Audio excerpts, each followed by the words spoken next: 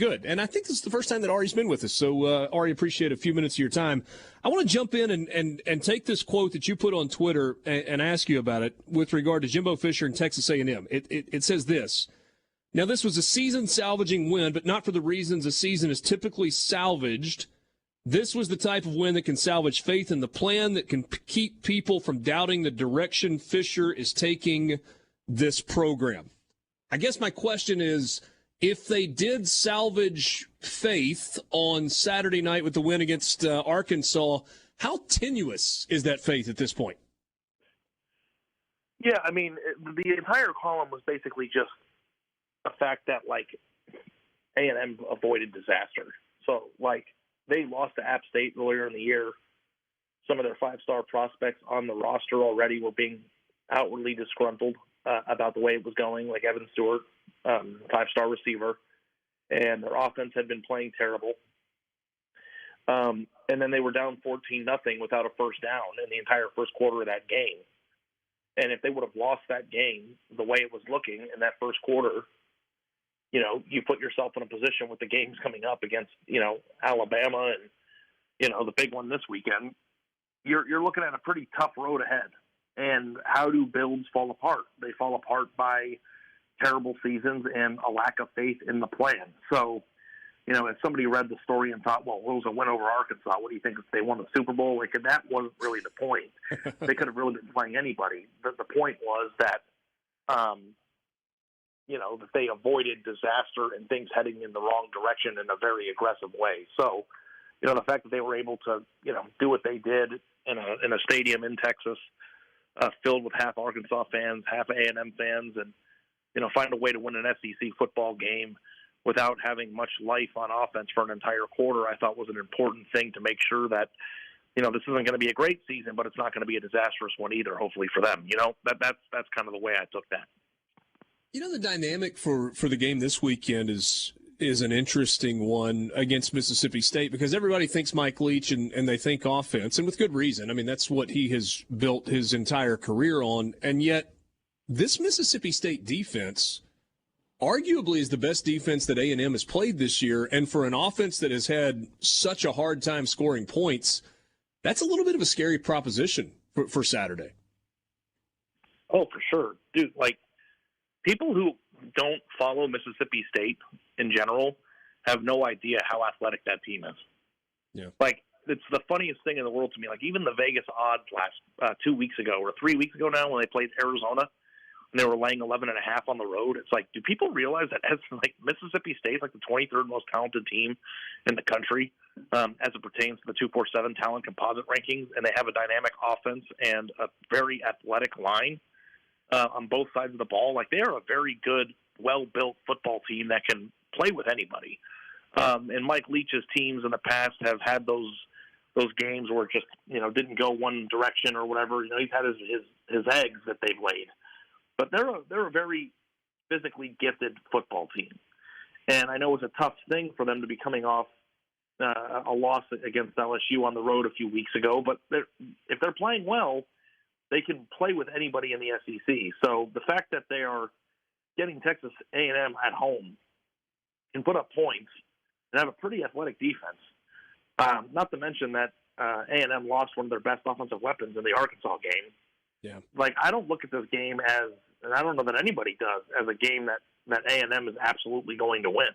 So, you know, if you really go look at A&M's schedule after they lost to App State, and my colleague Andy Staples wrote this on The Athletic, and I believed it to be true, they had Miami, they had Arkansas, they had Mississippi State, and they had Alabama next on the schedule. And with the way that they played against Appalachian State, you could have made the case that they could have gone 1-5, you know, to start this year. And then when you go 1-5 and you sign the greatest recruiting class in the history of recruiting rankings, and you lose those guys and then you don't follow it up this year, it's like all for nothing. So the fact that they were able to get the 2 in a row, and now we know a little bit more about Miami than we did at the time, to get those 2 in a row, I think was really important for them. And I'm very curious to see how they come out and look against Mississippi State this weekend. Let's switch to another game in the Magnolia State this weekend that I don't know. From a national perspective, you may have a different view, but I feel like it's flying under the radar a little bit. A top 15 matchup between Kentucky and Ole Miss. It got slotted at 11 a.m., and that disappointed some people around here. and in Kentucky as well, I think. But when you look at this matchup between Mark Stoops' team and Lane Kiffin's team, what stands out for you this week? You know, it's funny you say that, like, from a national perspective. Like, I think this is the most exciting game of the weekend. I mean, I don't know what other people, I'm sure, in your state, they agree with me. But, you know, if you watch football and you're really big on the sport, then you know the importance and the implications of the game. Excuse me. You got two undefeated SEC teams playing, and one, Ole Miss being a team, if you look at their schedule, theoretically could be undefeated going into the Alabama game on November 12th. And Andy and I were joking about that before the year started, of like, is this Ole Miss team going to get to 8-0? If you look at it now, they're playing Kentucky at home in a noon or 11 a.m. slot. They're 6.5-point favorites. And then you look at the rest of their schedule up until that Alabama game. They've got Vandy next, which is an automatic win. And they've got Auburn, which is a complete dumpster fire right now. LSU on the road October 22nd, which is, you know, LSU is tough. Mississippi State found that on, you know, playing on the road in Baton Rouge is always tough. Then at A&M, so it's a tough back-to-back road schedule. But then tell me there's a game on that schedule that Ole Miss can't win or isn't expected to win. I mean, they might even be favored in all of those. So, you know, to me, it's like Kentucky is probably the more sturdy program because they've been building to this for years and have finally gotten to a place now where their team is going to have a certain talent level every year, no matter what, with the way that they've been recruiting. But Lane Kiffin's done some really awesome things there. And, you know, it's a much different team than it was a year ago. But, you know, you have some of these transfers that have come in who have made a major impact. You know, he's going to have the offense dialed up.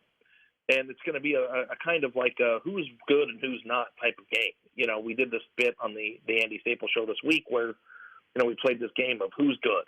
You know, and then you have two 4-0 teams in the SEC playing at 11 a.m., and it's like we're going to find out who's good. Yeah. Maybe both. And both of them, I mean, still questions, right? I mean, you know, you can value Kentucky's win as much as you want to against Florida, but outside of that, you've got 7 other pieces of evidence between the two teams where you're like, I don't know. Yeah, I mean, Kentucky has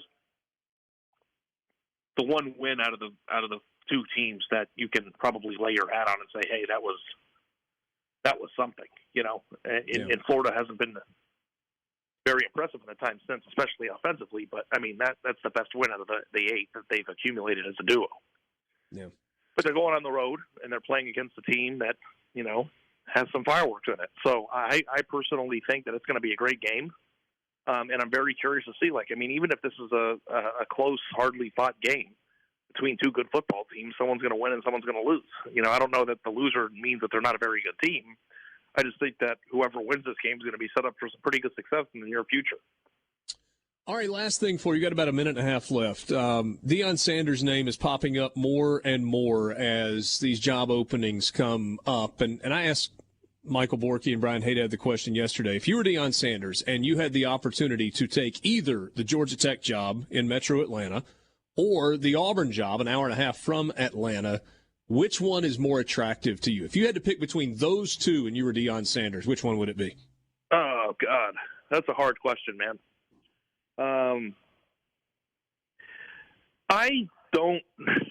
We debated this, and like the thing that I said, and I'll answer your question, but the thing that I said on the show was that if I'm Deion Sanders and I want to leave Jackson State or I want a bigger job, I don't necessarily believe that the stepping stone between that and a major job is necessary.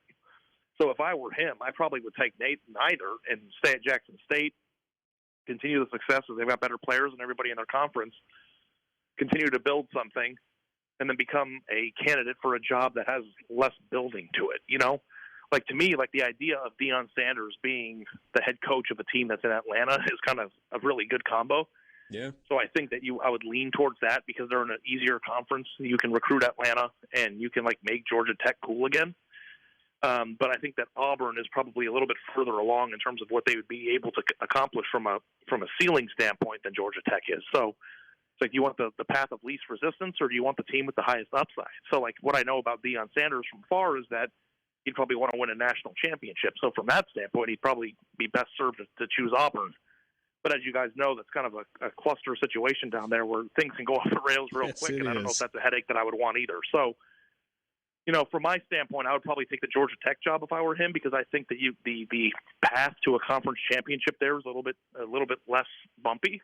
And the fact of the matter is that there's a lot of talent in the state of Georgia, and even if they're not competing with Georgia for 5-star prospects right off the bat, we're talking about a guy who got the number 1 overall player in the country to go to an FCS school. So, to me, I'd probably pick Georgia Tech, but the real answer probably is I would take neither and wait for a better opportunity to come along, because it certainly will in the future.